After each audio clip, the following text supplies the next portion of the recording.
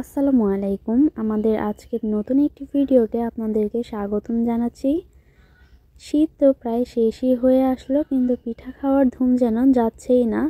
একের পর এক পিঠা বানানো হচ্ছে, আর কি যে মজার সব রকমের পিঠা।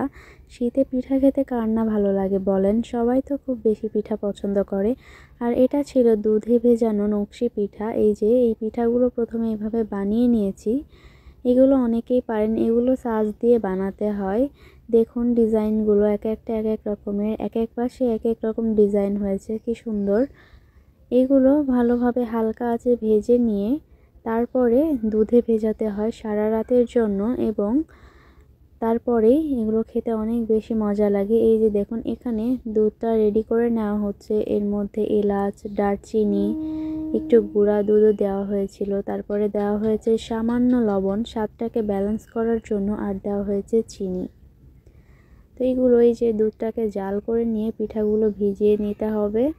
খুব সুন্দর লেগেছিল পিঠাগুলো খেতে। রেসিপিটা আর শেয়ার করলাম না, শুধু ফাইনাল লুকটাই দেখাচ্ছি আপনাদেরকে। আমার ভিডিওগুলো যদি আপনাদের কাছে একটুও ভালো লেগে থাকে, অবশ্যই একটা লাইক দিয়ে চ্যানেলটি সাবস্ক্রাইব করে পাশেই থাকবেন। আশা করব এইভাবে আমাকে সাপোর্ট দিয়ে যাবেন। আপনারা সাপোর্ট দিলে একসময় আমিও উপরে উঠতে পারবো।